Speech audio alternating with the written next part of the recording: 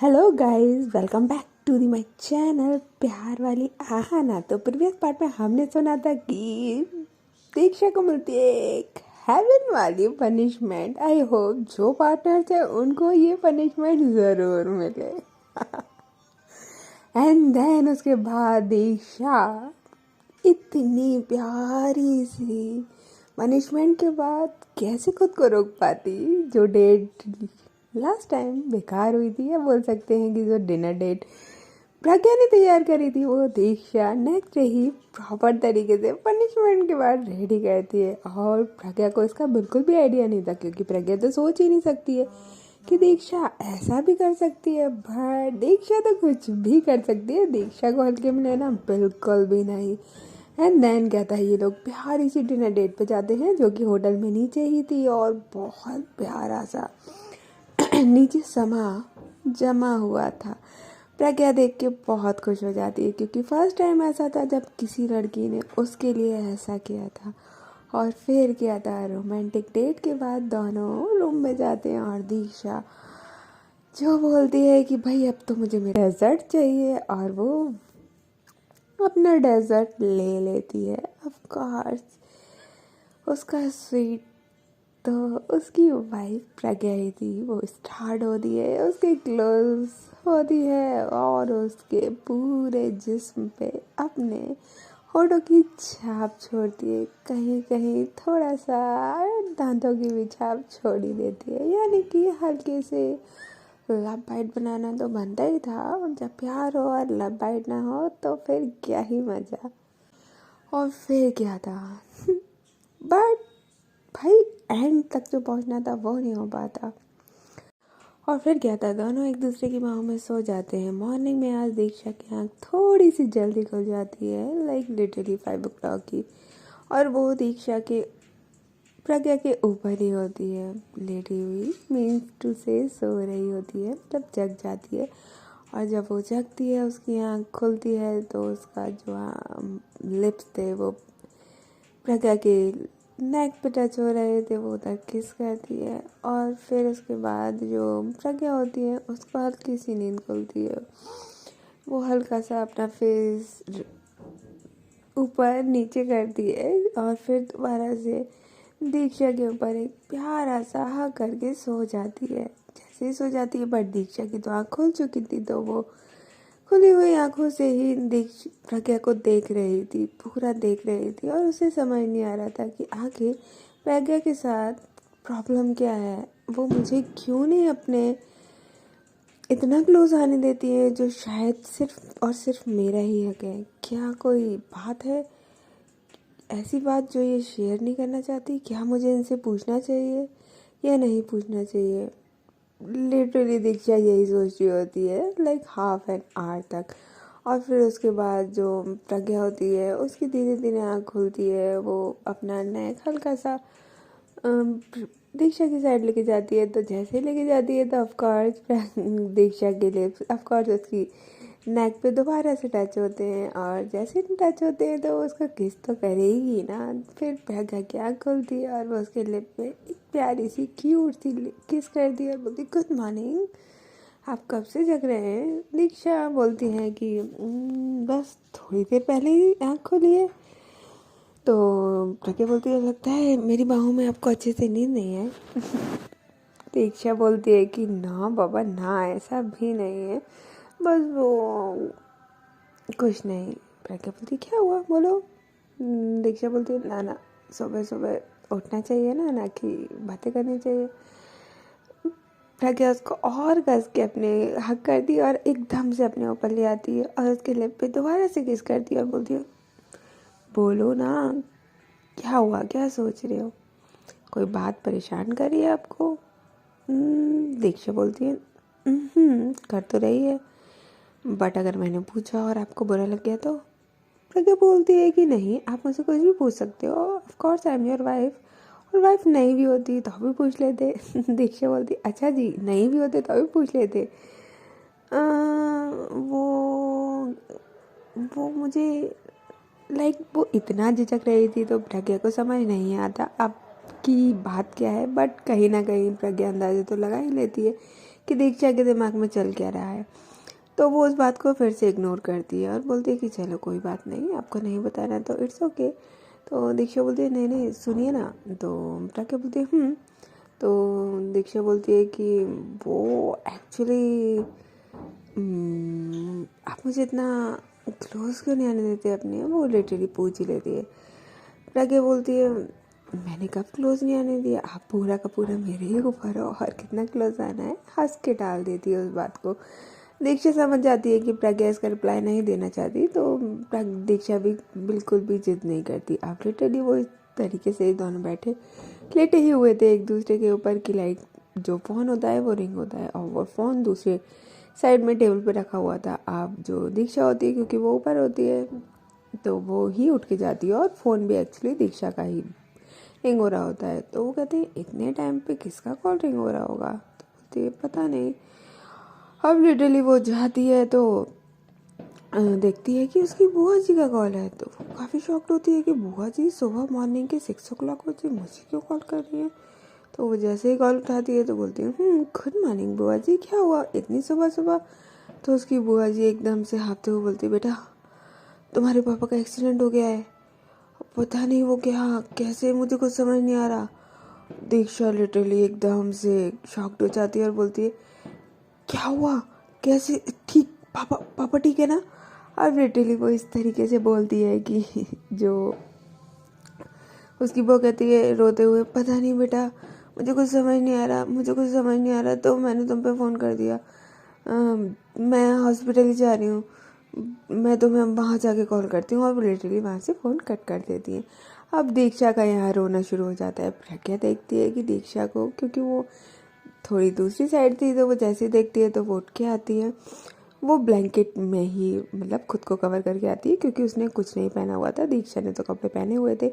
और वो दीक्षा को अपने ब्लैंकेट में कवर करती है और बोलती है क्या हुआ आपको, क्यों क्यों रो रहे हो, व्हाट हैपन, ये तो बताओ। दीक्षा रो रो के बुरा हाल कर देती है और बोलती है पापा पापा। तो प्रज्ञा बोलती है हुआ क्या, बोलोगे। तो बोलती है एक्सीडेंट। तो प्रज्ञा एकदम से डर जाती है, भाई एक्सीडेंट के नाम से तो ऑफ कोर्स कोई भी डर ही जाएगा। तो प्रज्ञा बोलती है डोंट वरी, बिल्कुल कुछ नहीं होगा, डोंट वरी। किसका फ़ोन था। तो बताती है कि बुआ जी का फ़ोन था, वो बोल रही है पापा का एक्सीडेंट हो गया, वो हॉस्पिटल जा रही है। तो प्रज्ञा बोलती है डोंट वरी, अभी फर्स्ट फ्लाइट पकड़ते हैं, जाते हैं इंडिया। एंड देन उसके बाद वो लिटरली वहाँ से बस जैसे थे वैसे ही जो कपड़े पहने थे वही कपड़े पहन के अपना बैग उठा के डायरेक्ट फर्स्ट फ्लाइट पकड़ते हैं इंडिया के लिए, क्योंकि इंडिया जाने में टाइम लगेगा। और दीक्षा का हाल बहुत बुरा था, पर प्रज्ञा जो थी ना वो सीरियसली बहुत ही अंडरस्टैंडिंग थी।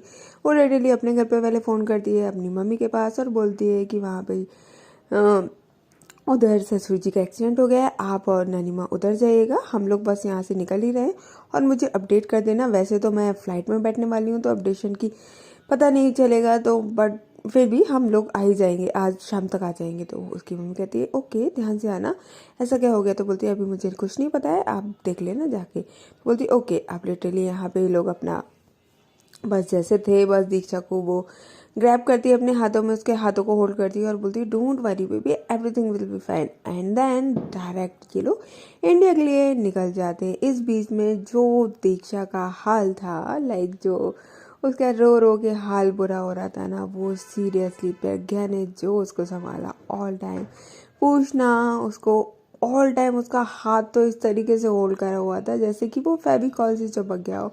वो छोड़ना ही नहीं चाहती है, बिल्कुल भी नहीं, 1 मिनट के लिए, चाहे वो फ्लाइट में एंट्री हो, चाहे फ्लाइट से उतरना हो, चाहे वो फ्लाइट में पूरे टाइम बैठना हो, ऑल टाइम उसका हाथ प्रज्ञा के हाथ में ही था, क्योंकि वो 1 मिनट भी अपनी वाइफ को अकेला फील नहीं करवाना चाहती थी।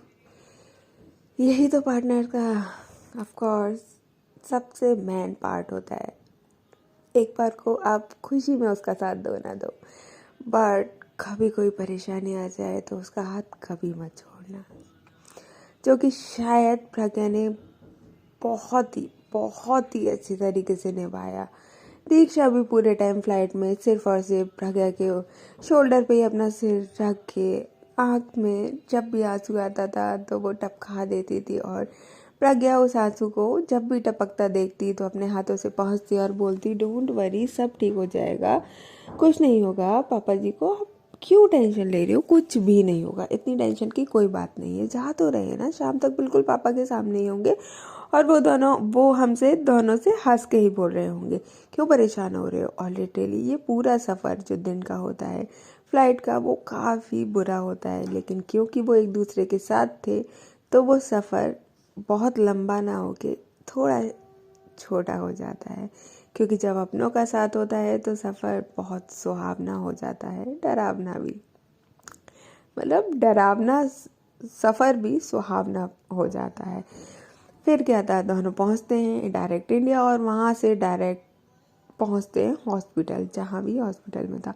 वहाँ देखते हैं कि भाई उसके जो पापा थे उनको पैर में फ्रैक्चर हो गया था, नथिंग एल्स। जैसे उसके पापा देखते हैं कि भाई दोनों के दोनों बच्चे आ गए हैं तो वो अपना सिर पकड़ लेते हैं, बोलते हैं कि तुम्हें किसने बता दिया, ये बताओ। क्योंकि दीक्षा जस्ट आते ही अपने पापा के गले पड़ के जो रोई थी भाई, जो रोई थी, क्या ही कहना। उसके पापा पहले से उसको शांत करवाते हैं और बोलते हैं कि इन दोनों को फ़ोन किसने करा। तो उसकी बुआ जी साइड में बैठी हुई होती है, वो कहती है वो सॉरी भैया, वो मेरे को सुबह वो मेरे को आइडिया नहीं रहा था ना, तो मुझे सीरियसली शाम को कुछ समझ ही नहीं आ रहा था। एक्चुअली किसी अननोन ने आपके कॉल से मुझे कॉल किया था तो मुझे कुछ समझ ही नहीं आ रहा था कि क्या हो गया क्या हो गया, तो मेरे को किसी का नंबर याद ही नहीं रहा, तो मैंने डायरेक्ट दीक्षा को ही कॉल कर दिया था और दैट्स वाई। तो उसकी पापा हंसते हैं और बोलते हैं, ओ गॉड, तुम्हें पता है ना दीक्षा कितनी ज़्यादा परेशान हो जाती है मुझे लेके, तो उसको कॉल करने की क्या ज़रूरत थी बेटा, अभी तो तुम गए थे अपने हनीमून पे और लिटरली मेरे वजह से परेशान हो गए। तो प्रज्ञा आती है और बोलती है, अरे डोंट वरी, इसमें क्या बात है, अगर आपकी जगह में मेरी मम्मी होती तो हम नहीं आते क्या। प्रज्ञा जब ऐसे बोलती है तो दीक्षा बोलती है, कुछ भी बोलते हो, मम्मी जी को क्यों ले रहे हो इसमें, और पापा आपको कुछ नहीं हुआ है, आप बिल्कुल ठीक हो जाओगे। तो उसके पापा कहते हैं, ये तो मुझे पता है कि मैं ठीक हो जाऊंगा, बट तुम लोगों को इतनी दूर से आने की क्या ज़रूरत थी। तो प्रज्ञा बोलती है, अरे परेशान होने की ज़रूरत नहीं है, वैसे भी हम आ ही रहे थे थोड़े दिन में, तो सोचा अभी आ जाए। तो फिर उसके बाद जब वो दोनों उस पापा से मिल लेते हैं तब उनको चैन की चैन यानी कि सुकून मिलता है। और दैन उसके बाद दीक्षा बोलती है कि आज रात में यहीं पे रुकूंगी, तो प्रज्ञा बोलती है ओके, अब बोलो तो मैं भी रुक जाऊँ, तो बोलती है कि नहीं आप जाके रेस्ट करो। प्रज्ञा बोलती है कि कोई बात नहीं, मैं भी रुक जाती हूँ, तो दीक्षा बोलती है नहीं ना प्लीज़ आप जाके रेस्ट कर लो, और नानी माँ और मम्मी जी को ले जाना, मैं यहीं पे रुकूंगी और मैं घर पे 2 दिन घर पे ही रह के आऊँगी। तो प्रज्ञा बोलती है ठीक है कोई बात नहीं, आप रुक लीजिए। एंड देन उसके बाद जो प्रज्ञा होती है वो लिटरली वहाँ से नानी माँ और मम्मी को लेके घर पे निकल जाती है। और उसकी जो नानी माँ होती है कहती है कि वाह, मुझे अपनी बेटी पे इतना नाज है कि कुछ पूछो ही नहीं। तो जो उसकी प्रज्ञा की मम्मी होती है वो खुश हो जाती है, कहती है कि मुझ पे क्यों नाज है, कहती है मतलब तेरी बेटी पे नाज है मुझे, वो भी तो मेरी बेटी है ना। तो बोलती है कि हाँ वो तो है, बट हमेशा तो मेरी बेटी को ताने मारे जाते थे, आज मेरी बेटी इस पे नाज कैसे हो गया। तो बोलती है ये प्राउड की तो बात है, इतनी सी जाने पे बताओ, वो इतनी दूर से फ्लाइट पकड़ के सीधा, मतलब सुबह ही बताया, शाम को ही बताया और ये सुबह आ गई लड़की, क्योंकि इंडिया में वो मॉर्निंग हो रही थी, दैट्स वाई। तो प्रज्ञा बोलती है अरे, तो वो परेशान हो रही थी, आपको पता है कॉल आते ही वो कितना रोई है, ओ गॉड बहुत ज़्यादा, मुझे तो देखा भी नहीं जा रहा था ऐसे रोते हुए। और वैसे भी उनकी जगह कोई और होता तो अभी हम आ ही जाते ना, फिर वो तो पापा हैं। तो जो उसकी मम्मी होती है वो कहती है प्राउड ऑफ यू बेटा, ऐसे ही बस ऐसे ही अपने कर्तव्य निभाते रहो और तुम दोनों का प्यार हमेशा ही ऐसे ही बना रहे।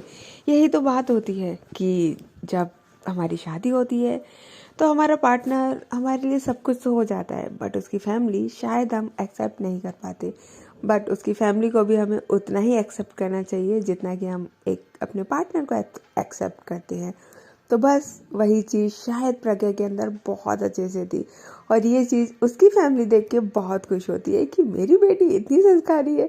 जब अपने ही बच्चों को संस्कार देके और उनके जब संस्कार देखे जाते हैं ना, तो जो प्राउड होता है ना फैमिली वालों को, क्या ही कहना। तो अभी इस वक्त प्रज्ञा की फैमिली को उसी तरीके का प्राउड हो रहा था। अब जो प्रज्ञा होती है वो कहती, उसकी मम्मी कहती है कि बेटा तुम थक गई होंगी तो रेस्ट कर लो, देन फिर बाद में दीक्षा के पास चले जाना इवनिंग में। तो बोलती है एंड देन उसके बाद क्या था, प्रज्ञा आती है और अपने रूम में जैसे ही आती है, अब ये फर्स्ट टाइम था कि यार इतने दिनों बाद, लिटरली 5 डेज के बाद जब वो रूम के अंदर एंट्री कर रही है और रूम में अकेले एंट्री कर रही है, अब तो शायद उसका मन दीक्षा के बिना लगता ही नहीं था। जैसे एंट्री करती है तो रूम ऐसा लग रहा था जैसे कि कितना सूना हो चुका है, क्योंकि साथ में दीक्षा जो नहीं है। अब वो आती है और रूम में अपने बैग्स रखती है और बोलती है I miss you so much, literally room में एंट्री करते ही। और फिर जब वो वॉशरूम जाती है तो उसे याद आता है कि उसने कैसे वॉशरूम में उसको बंद किया था। फिर जब वो वॉशरूम से बाहर आती है तब वो मिरर देखती है तो बोलती है हाँ आप यहीं पे बैठ, मोस्टली रेडी होते थे। दैन वो जाके बेड पे बैठती है तो बेड पे जिस कोने पे, जिस साइड दीक्षा सोती थी वहाँ अपना एक हाथ फेरती और बोलती है हाँ आप यहाँ हमेशा होते थे तो फील ही नहीं होता था, अब नहीं हो तो बड़ा फील हो रहा है। लिटरली वो पूरा टाइम रूम में घुसते ही जो दीक्षा को मिस करती है ना, हाय अब कौन कहेगा कि ये प्यार नहीं है। किसी इंसान को इतना मिस करना बस थोड़ी सी दूरी पे, क्या ही कहना यार, क्योंकि जब हमें प्यार हो जाता है ना फिर उसके बिना गुजारा ही नहीं होता, फिर तो वो पर्सन चाहिए ही चाहिए। शायद फिर क्या था, हो जाती है और बोलती है कि प्रज्ञा कंट्रोल योर सेल्फ यार, अभी तो छोड़ के आई है तू, इतना कौन मिस करता है। और देन वो अपना लैपटॉप उठाती है और बोलती है कि काम पे लग जाओ, नहीं तो फिर तुम्हारी वाट लग जाएगी, चलो अपना ध्यान कहीं और लगाते हैं। और लैपटॉप ओपन करके अपने काम में बिजी हो जाती है, क्योंकि मॉर्निंग का टाइम था, बहुत जल्दी आ गए थे लोग, तो सोचती है कि आज ऑफिस भी चले जाते हैं। और फिर थोड़ा सा लेट अपनी पीए को कॉल करती है कि सुशी मैं आ रही हूँ। तो सुशी शॉक्ड होती है, बोलती है कि मैम आप इतनी जल्दी कैसे आ गए। तो बोलती है कि काफ़ी लंबी स्टोरी है, बताएंगे कभी फुर्सत में, अभी तो मैं आ रही हूँ, तो जो भी अरेंज मीटिंग्स हैं वो अरेंज करवा दो क्योंकि मैं अवेलेबल हूँ। तो बोलती है कि ठीक है मैम। एंड देन उसके बाद वो वर्क करना, जब वो वर्क में बिजी हो जाती थी तो शायद भूल जाती थी, बट आज वो भी नहीं भूल पाती है। जब वो ऑफिस के लिए निकल रही होती है तो एक बार दीक्षा को मैसेज ज़रूर करती है कि आप रेस्ट कर लीजिएगा और कुछ खा लीजिएगा, भूखा मत रहिएगा। और फिर उसके बाद ऑफिस निकल जाती है। जब वो ऑफिस निकलती है तो उसमें मैसेज एक ड्रॉप था कि हाँ मैं अपना ध्यान रख लूँगी, आप भी रख लीजिएगा, ऑफिस जा रहे हो तो ब्रेकफास्ट करके जाना। हाँ बस ये एक छोटा सा मैसेज प्रज्ञा के फेस पे स्माइल के लिए काफ़ी था, बहुत ज़्यादा। अब वो ऑफिस पहुंचती है और ऑफिस पहुंचते ही उसकी नज़र सबसे पहले जाती है दीक्षा के कैबिन में, जो कि उसकी सीट होती है वो खाली होती है। देखती है oh god why I am think so much, oh god. और फिर ऑफिस में पहुंचते ही मीटिंग्स एंड ऑल में बिजी हो जाती है, क्योंकि 5 डेज तक काम नहीं करा था, तो फिर काम में बिजी होना तो लाजमी था। और जब वो बिजी होती है तो वो उसको दीक्षा की याद तो आती है, बट वो टाइम नहीं निकाल पाती कि वो मैसेज या कॉल कर पाए, और पूरा टाइम वो ऑफिस में निकाल देती है। कब उसको 5 बज जाते उसको पता भी नहीं चलता। और आज सिर्फ 5 बजे तक ही नहीं था, कुछ मीटिंग्स बाहर भी अरेंज की हुई थी तो वो बाहर भी चली जाती है। एंड देन रात के 8 बज जाते हैं, जबकि उसको इवनिंग में ही दीक्षा के पास जाना था, बट लेट हो गया। लाइक डिनर का टाइम भी हो जाता है 9 o'clock, और भाई आज तो बहुत ज़्यादा लेट हो गया। और वो वहाँ से ना लंच करती है, ना डिनर करती है, ना स्नैक्स करती है, सिर्फ और सिर्फ ब्रेकफास्ट करके सुबह गई थी और डायरेक्ट हॉस्पिटल पहुँचती है, क्योंकि उसके पापा अभी डिस्चार्ज नहीं हुए थे, आज डिस्चार्ज होने वाले थे इवनिंग में। और जब वो हॉस्पिटल पहुँचती है तो उसको देखती है कि वहाँ से तो उसके पापा डिस्चार्ज हो चुके हैं। और प्रज्ञा बोलती है शिट, मुझे एक बार कॉल करके पूछ लेना चाहिए था, ओह गॉड। एंड देन वो दीक्षा को कॉल करती है और बोलती है सॉरी, मुझे नहीं पता था कि इवनिंग में डिस्चार्ज हो जाएंगे। तो दीक्षा बोलती है इवनिंग में नहीं हो रहे थे, बट हॉस्पिटल में उनका मन नहीं लग रहा था, तो मैंने सोचा क्यों ना घर पे ले आऊँ, तो घर पे ज़्यादा वो हो जाता है। तो प्रज्ञा बोलती है कि आपने एक कॉल भी नहीं किया। इतना बिजी हो गए थे। दीक्षा बोलती है मुझे लगा आप बिजी होंगे, दैट्स वाई नहीं किया था, और कुछ भी नहीं। और वैसे भी यहाँ पे एक्चुअली थोड़ी सी आस पड़ोसी जो नेबर थे वो आ रहे थे, कभी किसी का कॉल कभी किसी का कॉल पापा के फ़ोन पे, तो वो सब मैं ही रिसीव कर रही थी क्योंकि फिर पापा परेशान होते। और बुआ जी तो ऑलरेडी इतना परेशान थी कि क्या ही बताऊँ, वो पूरी रात सोई नहीं थी, तो उनको रेस्ट करने के लिए भेज दिया था और कुछ भी नहीं था। तो प्रज्ञा बोलती है ठीक है मैं घर आ रही हूँ। तो दीक्षा बोलती है कि घर आने की क्या ज़रूरत है। तो बोलती है आ नहीं सकती क्या, मैं पापा को देखने के लिए आ रही हूँ। तो बोलती है ओके आ जाओ। तो लिटरली वो डायरेक्ट पहुँचती है दीक्षा के घर पे। जैसे ही दीक्षा के घर पे पहुँचती है तो देखती है कि दीक्षा किस तरीके से लाइक डोर ओपन करती है। दीक्षा जब डोर बेल बजती है तो दीक्षा को पता चल जाता है कि प्रज्ञा ही होगी। जैसे ही दीक्षा डोर ओपन करती है तो प्रज्ञा उसको ऐसे हक करती है जैसे कि वो जन्मों से दीक्षा के मिली नहीं है, लिटरली जन्मों से। एंड देन उसके बाद दीक्षा थोड़ी सी कंफ्यूज होती है, बट उसको वो रिलीफ मिलता है जब अपने पार्टनर का एक हक आपकी सारी टायर्डनेस को दूर कर देता है ना। अभी इन दोनों का जो डोर पे हक होता है वो वही वाला होता है। लिटरली प्रज्ञा की थकान दीक्षा से दूर हो जाती है और दीक्षा की थकान प्रज्ञा से दूर हो जाती है। और वहीं पे उसकी बुआ जी आती है और बोलती है कि अरे क्या हुआ, तुम दोनों यहाँ ऐसे क्यों खड़े हुए हो। तो बोलती है कि कुछ नहीं। वो दोनों पीछे होते हैं और बोलते हैं कि कुछ नहीं, आ जाओ आप अंदर आ जाओ। और वो फिर प्रज्ञा को अंदर लेके आती है। दोनों थोड़ा सा शाय फील करते हैं क्योंकि जो बुआ जी थी उन्होंने जिस तरीके से टोका था, यार बड़े लोगों का तो क्या ही कहना, थोड़े बच्चे हैं, थोड़ा रोमांस होता है यार, न्यू न्यू कपल होते हैं, थोड़ा तो समझा करो। ये क्या बात है कि इस तरीके से क्यों खड़े हो। दो कपल एक दिन भी क्यों, पूरे के पूरे 12 या 16 घंटे के लिए दूर रहे एक दूसरे से, हक करना तो बनता ही था ना। ओह गॉड। और फिर जो बुआ जी होती है वो कहती है ये ऐसे क्यों हक कर रहे थे, इन लोगों के बीच में सब ठीक है ना, अभी तो ये लोग घूम के आए हैं हनीमून पे, तो हनीमून का मतलब तो, और उसके बाद भी ये अभी सुबह ही तो छोड़ के गई थी इस तरीके से।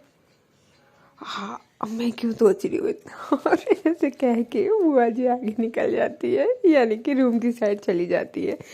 और जो प्रज्ञा होती है वो उसके पापा के रूम में जाती है। दीक्षा और प्रज्ञा दोनों ही जाते हैं। उसके पापा कहते हैं अरे बेटा तुम ऑफिस से डायरेक्ट यहीं पे आके लगता हो, चेहरा बता रहे हैं। तो प्रज्ञा बोलती है कि अरे वो तो मैं हॉस्पिटल गई थी, मुझे पता लगा डिस्चार्ज हो गया, मुझे लगा इवनिंग नाइट में होने वाला है, तो और इवनिंग में मैं आने वाली थी बट कुछ मीटिंग थी। तो उसके पापा कहते हैं कोई बात नहीं, वैसे भी दीक्षा तो है ना, और कोई बात नहीं है, हाँ आप लोग बैठो बातें करते हैं। थोड़ा सा वो बातें करती है। जो दीक्षा होती है तब तक पानी लेके आती है थोड़ा सा प्रज्ञा के लिए, उसको पानी देती है। और फिर उसके बाद जब उसके पापा के मेडिसिन का टाइम हो जाता है तो दीक्षा उसके पापा को मेडिसिन दे देती है और प्रज्ञा को बोलती है आप इस रूम में आ जाइए। और वहाँ से वो बाहर हॉल में ही आ जाती है और बोलती है कि आपने कुछ खाया।